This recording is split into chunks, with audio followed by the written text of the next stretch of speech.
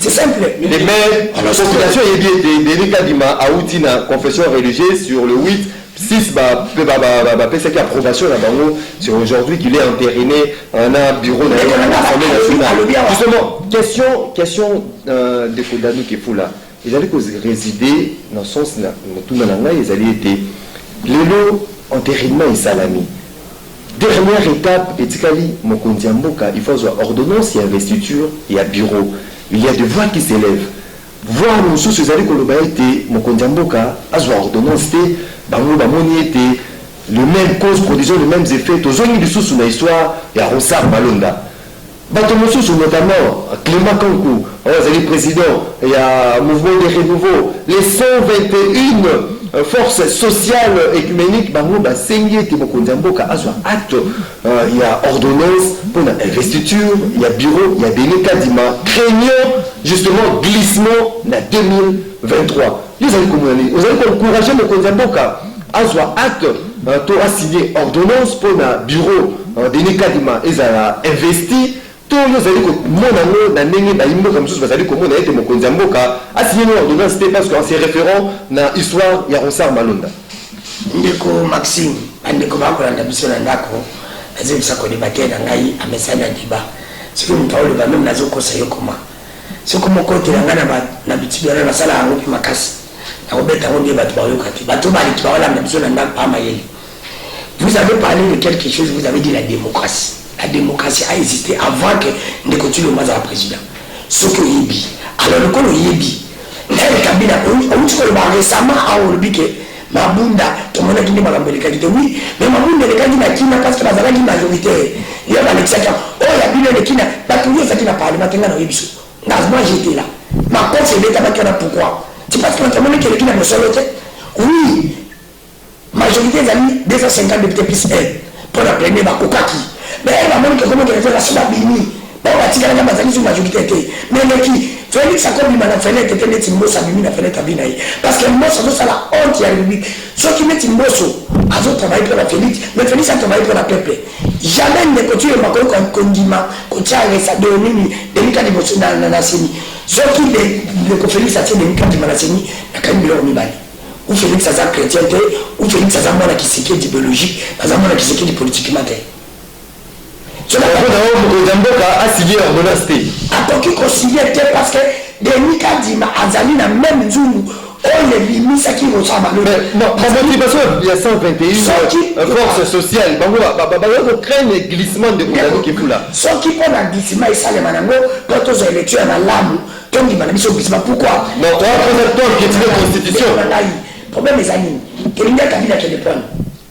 Banda to banda la élection ya Kabila toi to la reza kamabe mais Félix tu fais la grande vie mbongo déjà Félix ça za na wazu na mbongo comme pesi enyoso Félix a pesa la même Kabila biso quand même élection à lamu Kabila kuta tikata mo biloko malamu mibale oya ba jeune ça Paris foot pas winer Félix sur le pouvoir tikini oya yingo donc là malamu lelo Paris foot pas winer oh Kabila a vu la tiki Félix a tika nini lelo donc Félix a j'ai d'azar le commis acquis héritage ya Kabila même atika ngo na mabena yi Félix atika bisoni atika biso quand même élection à lamu mutino samona que non que moi être ma Kabila to tient moi dans la démocratie et souci la laïda les a fait Félix a bien grand parce que non ça s'agit nous ça s'agit ba mboka yon so alinga tambo et tiari ka kena samai asatamboli oh pour pesier mais il y a pas ça sur l'élection à lamu mais l'élection à lamu cause la ni il y a mon copain Bini il y a solo le mec à Bini il y a solo parce que Félix a donné la chance moko atika na 2 ans la 2 ans atika na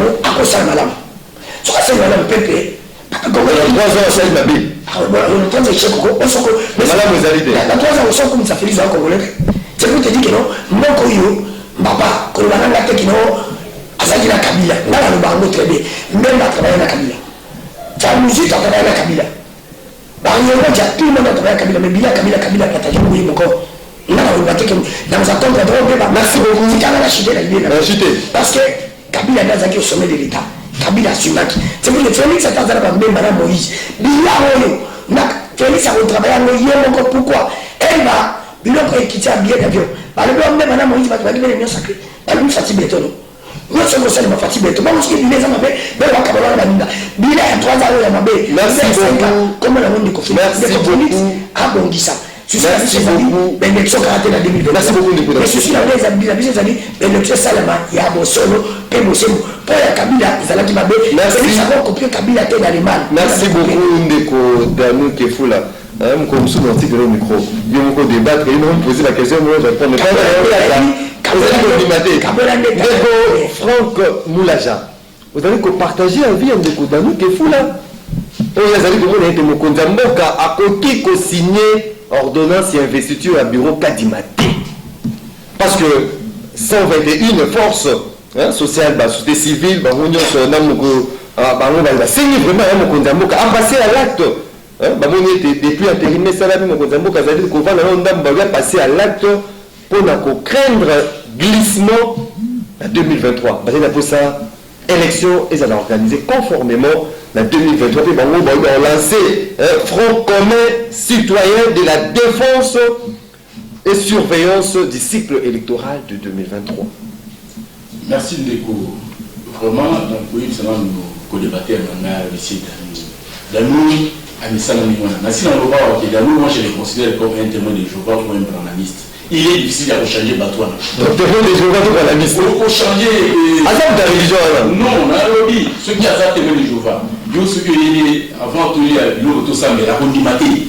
Même ceux qui essaient de verser biblique, il y a un peu de ça, mais à condimité. Alors je fais souvent des débats raillés, alors on a fait des débats à la télévision, tant que ça Batou, il a été toujours négativiste. Alors oui, nous devons tuer le mot à Saint-Nazaire et au mot. Mais on va y aller le temps bien à Dieu équitable. Donc Dieu les a eu au mot. Moi je ne viens pas défendre le mot, je viens défendre la République. Ici je ne suis même pas parti dans un parti, il y a IBPSD. Vous m'appelez si comme analyste. Analyste indépendant. Oui, je suis un Congolais, je donne mon point de vue. Parce que ceux qui ont dit, nous avons dans la République, nous avons parti dans le oui, vous avez dit, ceux qui ont dit, les noms dans le mytho, Mboka. Alors oui, non, bâti kaka tout qui n'attend le glissement. Mais c'est quoi solution il y a ça? Tout le glissement. Oui, glissement pourvu que ma ami la transparence apaisée il faut qu'à nous qui fout là, Azala, président Yasseni. Ou bien Azwa, peut-être nous tout le monde qui Cyril Botogo, c'est-à-dire archevêque Ambongo. Azala, on a des taux qui m'a colonisé à bien. C'est-à-dire que les amis de Nika qui m'a colonisé dans la bien. Alors il y a une chose que non, Kabila n'est pas un qui m'a mal. Kabila n'a pas désigné mal. Il a nommé avec l'ordonnance. Après, élection à Nani. Non, tu n'es Kabila à nous Makabi. Heureusement au côté collection. En 8 ans, on va prendre Kabila. C'est quoi pour le professeur Njoli? Parce que le professeur Njoli était dans cette commission-là comme vice-président, mais délégué à MLC. C'est quoi Kabila n'a pas besoin à MLC à Tchékouna? Ndeko, Tala. Au moins, la politique, il est différent avec ce qu'il perd. Ceux qui voulaient ça l'opposition contre Félix Tshisekedi, il ne faut pas utiliser les méthodes où papa a Sarada contre Kabila. Jamais. Je vous dis, les Kolanaï. Moi, je suis quelqu'un qui suit la politique du pays pendant longtemps. Plus de 50 d'années. Je vous informe que ceux qui ont bloqué la politique pour Félix Tshisekedi, ceux qui ont bloqué la méthode de modèle papa, vous savez pourquoi papa dit. Donc déjà l'attention de Franck Moulaja, donc le chef de l'État doit signer cette ordonnance. Moi, le bureau, il y a Denis Kadima. Je vous informe que selon moi, il n'y a pas de retard. Au moins une conclusion à la bateau, sur 121 forces sociales. Né l'homme aussi dans le bateau, même Bassango, Bécholé, ici la mission sous réseau, il y a SCC, c'est ça les moments où Bakoui, ça va fidèle à Bango, va préparer, va observer. Partout. J'ai dit des contrôles, il y a bien dans chaque bureau. Cette fois-ci, on va la PVD. C'est ça les moments. Quelqu'un qui m'assoit là ou pas, mais donc la situation n'est pas similaire à celle de Ansar Malota. Il faut faire la part des choses. Non, les gens doivent comprendre. Ce n'est pas la même chose. Nathan qui même de Moïse Katoum. Vous savez, quand vous faites l'opposition, il faut se confirmer. Tu m'as pas fait. Quand vous avez côté à pouvoir, il faut être comme M. Bemba. Ne pas faire de sorties médiatiques car il y a populisme. Vous comprenez? Martin Fayou, ça a rappelé mon par rapport à la question Richard Malonda. Non, ça fiche comme opposant. Messieurs Moïse Katumbi ne montre pas sa position. Hier, j'ai suivi Mike Moukebaï, honorable, je crois avant-hier, dans l'émission à rendez-vous des auditeurs. Il a eu des difficultés dans le langage mais il a eu des difficultés.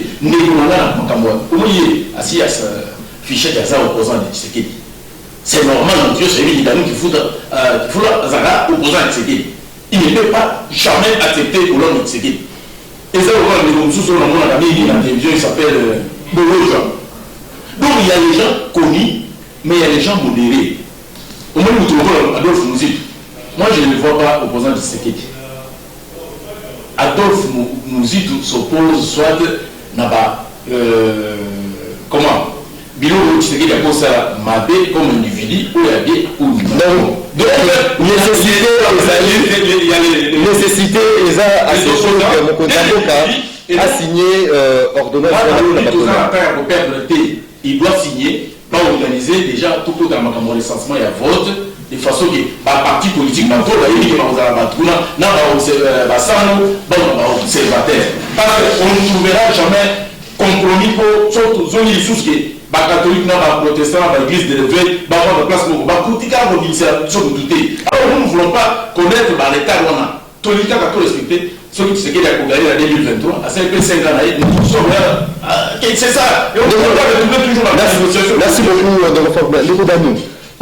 aux autres pour ça il y a glissement tout que ici en 2025 2026 tout outrepasser la constitution c'est la maponamese à la 2023 on a eu un consensus ces alité tout le monde qui va confession religieuse elle a passé dans le laboratoire de plus 72 heures 48 heures tout le monde était la père spirituelle par qui n'a pas dégagé consensus c'était unanimité et ça là autour il y a Moutoumoko unanimité là tout le monde y a monté tout le monde 6 sur 8 on va passer approbation là bas est-ce que les loups pour nous il faut tous on a les sous kaka tous on de trouver consensus après de créer sous na makamo etali dialogue to réforme oh bah imbo comme ça va aller ko senga ndeko Maxime surtout sali 2 semaines la liu inaonekana tele pour senga Kabila pardon donc c'est l'héritage Kabila kaza na le pardon on le dit l'héritage c'est lui Paris pousse na winner tikangana kende na étude de na bai na senga Kabila pardon pour comment la papa na malgaza na plus de 56 ans obi ke na compagne de l'homme qui bat baba ne kolinga komote neto bade on kasi tu badi kola moya ko soutenir Kabila na kanite ki bazana bolinga Kongo to bazana bolinga Kongo to bazana bolinga poste Kabila zaina baba ndenge convier Kabila na poste wana parce que soki bazaki na bolinga Kongo balinga basala makambo ba osala te po banende convier kicho ya Kabila lokola bozwango okomosa makambo kako tikala kawa netenema parce que c'est normal basango nyezo baba upi baside ya 2006 bazaki me contact 2011 me contact to bana on est dans maboko ndeko tilo basango ya l'église catholique de malonga na kemeki ko sa machi akocha l'église catholique basango kana kemeki l'église na bonde oh to mosana na basango bazaku bino Kabila nda salaki 12 mois Félix salaki 9 mois to côté la Félix pour le rôle sinon to côté la Félix to tika ndoto to salaki Kabila est-ce que ndoto salaki Kabila to salaki Félix ndoto salaki vraiment Kabila mais maintenant Félix salaki au Kabila salaki Kabila il n'a pas tenu na élection achayi Félix va lui gâter mtu na achayi Félix va faire sous sa glissement azoke nango Kabila no s'appelle Mabé Félix va s'appelle Mabé tu connais la madame Félix Assali gouvernement a posé pour la mise on va dire 2023 mon konzambo ka le baki que respect à constitution aux ala makolanda 2023 ce que pas vous allez ko senga consensus tout toujours na lisusu maramudize allez ko évoluer on va ba être toujours na lisusu par consensus et ko senga lisusu réforme vous allez comment la tête que 121 force sociale on va dire la raison na ko craindre glissement na 2023 alors bien que tout ça l'opposition te dit papa qui c'est qui va nous ça papa Tshisekedi aza modèle là comme avec Félix comme modèle yo va dire papa Tshisekedi ça qui na pouvoir tomber tenir comme ba wa ba na basana biso lelo oyo kam yo kana oyo frère ya Félix ayo contre la biso basoda ne ba contre biso ba bundisi biso frère ya Félix basoda na ye ba contre biso papa Tshisekedi so ka na pouvoir no ya mabe alingani mage mutu wa frère ya Félix aya contre la basoda c'est ça la français gratuité de ko dano et le frère papa imbo kam papa le saisir de ko elle Félix abinga Kagame son frère ngambe bingaki ngambe no kana mona ngambe na grand frère ya Congolais vraiment ngagani le Kagame avait des niveaux de ko dano Kagame Karenga ce qui aza il est ngagani azali frère d'attaque papa Tshisekedi ce qui papa Tshisekedi aza président mutogene Kagame eloko wana akoza ambassadeur ya États-Unis da wana pour moi le Félix ça obi ke Félix vraiment franchement ils ont dit moi on est moulu on est au petit monde badou ya ba on est à Congolais et père et mère même ambassade biso et pas la tika na mona c'est pour te dire que ndeko na non, on est enfermé, on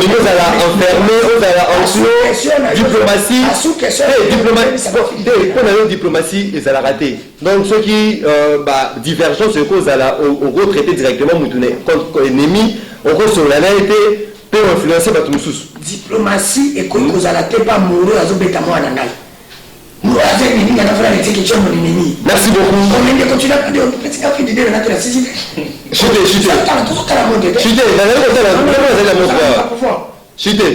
C'est pour te dire que non, dans le monde, il y a dans la montre. On peut faire 7 minutes, on peut faire 4 minutes.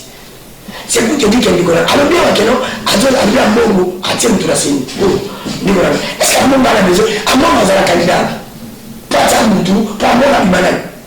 Nicolas, tu as un tout ça dans l'église, nous sommes tous à l'église catholique. Bas, élection au Salema, par million de votes, et aux l'église à donner à l'église catholique. Par million de votes, million de notions, et ça rapporte l'église catholique, la méthode catholique. Et ça va donner l'église. Ils ont des écoles, ils ont des écoles privées, des écoles publiques, des écoles il y a de. Merci beaucoup. C'est pour te dire qu'il y a des problèmes avec ses amis. Félix a organisé l'élection, il y a madame. Merci beaucoup. Oui, pas de madame Bazali. D'ailleurs, ça va Félix Bo. Donc, Félix a dit, docteur Moukodi, président Sini. Até Amon, Até Moukouno, Até Nabido Kambana Moukouno. Merci beaucoup. Avant qu'on m'a présenté la signature à toi. Merci beaucoup. Merci. Donc, on a un peu préjudicé pour aborder le deuxième sujet. Donc, Franck Moulaja, on rejoint 1 minute 30 secondes, de côté à nous, 1 minute 30 secondes avec Kenzela et Singla, parce que rendez-vous des auditeurs, c'est l'émission, premièrement, des auditeurs et des auditrices de la radio Liberté Kinshasa. Je regarde la montre, donc vous aurez 1 minute 30 secondes, 1 minute 30 secondes, justement pour la idée d'habitude, un front commun, front patriotique. Il y avait un mot qu'à Martin Fayou doit lancer justement pour combattre la dictature imposé par Félix Tshisekedi, c'est noyé. De quoi franchement déjà Ndeko Maxime Nazo Sega. Vous savez, tout comme un théâtre et la politique. On fait dans le pays, théâtre, voilà, tout ça, Sankara de Kouta, na les éléments. Ah, la musique, donc c'est ça. Tout compte sur la politique, ça va pas ça va non. La politique est allée vie à la nation Moudimba. On ne va pas s'aventurer donc la tenue ça la BBC, la musicien. Alors, toujours le Congo. Moi je parle pour le Congo. Quand je dis que j'ai au-delà de 50 ans, je maîtrise l'histoire de notre pays. Quand on vote à la table en Mobutu, on vote à la commission du peuple. On vote à la carte. Je ne viens pas parler. Oui, carte verte dans sa je ne viens pas parler de moi ou bien non. Peut-être que la gêne va couper ou émerger. Oui, les autres générations vont diriger Ding, la gêne. Bloc commun pour combattre la dictature. Parce que la nana qui est Kambé. Alors oui, nous allons nous associer avec Martin Fayoulou parce que nous voyons que notre pays est en train d'aller vers la dictature. Dans ce qui Ndeko Martin Fayoulou. Donc, il y a pour dire que c'est ça la dictature. Donc, ça sonne. Ça, moi, en tant qu'analyste politique, vraiment, parce que tout le monde, lelo na Tshisekedi dans le cours ndinga zolo baboui même ceux qui a fini nous ndinga la za ko na ngulu ko lia bangola zolo ya bana ba ko inquiéter ite ba ko zenji mo ko zenji faction na lobby ba ko bino finga kabila te oye non biso banane oye ba to ezo faut être tolérant. Je vous dis que maintenant kabila so lobby mabe ba ko kanga yo keraner ba ko to kire pour kabila yebité. Quand on va servir sur la Nabsoumi, mais les cas là sont rares. Au bout d'un moment, parce que nous avons dit il y a chef de l'État, au dictature, on a des dictatures. Donc, tu sais que les dictateurs, au Bakabili, c'est pas ça, donc, tout le monde. Merci beaucoup. Une minute 30 secondes. Un bloc pour combattre la dictature imposée par Félix Tshisekedi. Maxime, celui Kabila Zalaki Malam et Chalal Angabi, ma président. C'est tout le monde qui Chalal pour tout le monde que Kabila Zalaki Mabi. C'est tout ça qui fait pour tout le monde changement. Papa n'a pas besoin de Koloui, quand la jeune. Mais c'est la rapide à Kolo Kapina Manusala. Fatih Beto. Il y a la cinquantaine, il y a la vingtaine. On a Fatih Beto, on a Fatih Beto, on a Fatih Beto, et après on a Fatih Beto dans un bon. Mais si je ne le fais pas, mon frère, au moins que nous avons une vie. Pour vivre dans un pays catalan. Quand on bête dans la chose, la bête qui a 50 ans, on parti dans le parapluie, et on se va saler en moté. La lutte que les hommes ont parti politique, mon corps. La fille n'a chaque jour. Et on se dit, ah, j'ai un fille là. Et la route qui est de côté, on appelle ma nuit, Fatim, pendant ça, on a bien. On m'a dit que Félix a mon samboko, dans la Rosa Sankaranaï. N'a pas quatre, ça s'appelle de ma sombangaï. Quand il m'a sommé dans ça, il y a ma jette. Mais jamais dans ce cas-là, madame Moïse, pas le moi, et pas Félix. When Félix a battu le monsieur dans le banabine de Baïda, parce qu'à ta moïde, il a su Kawanga. Pourquoi? Pour une fois, on a vu Nanaï, la sécurité quand même. On m'a dit que ça allait au malade. Oui, il nous traite, c'est vrai. Ça allait au malade, au malade. Elle dit quand même, il fallait la couper Félix. Mais moi, il a coupé Félix d'Alibo. Il dit Félix a coupé Camille d'Aliba. Félix a dit qu'il m'a sacré, il a tout ça, il a pas tout sauvé. C'est mon Zambouk. Parce que la ligne, mon Zambouk a beaucoup de bonité. Ton ami ne manque pas de il y a ce qu'on fait une paix, donc à Bengi peut battre Baya pour pas sauver le Congo. Pas pour que les gens fassent. C'est pas sauver les ballons, la rampée. Et on a saigné madame Moïse Ballon. Ballon, madame, non sacré. Parce qu'à ta bonne mission, non sacré. Félix, ça ne va jamais. Il y a un moment où il a Kaboul, il a échec les problèmes de la volonté. Ma Kaboul, il a Kaboul, il a mis ton Kaboul, il a mis son là-bas. Comment on Kaboul, il a mis ton Kaboul, il a mis ton Non, vous allez faire voir la plus combat de la dictature.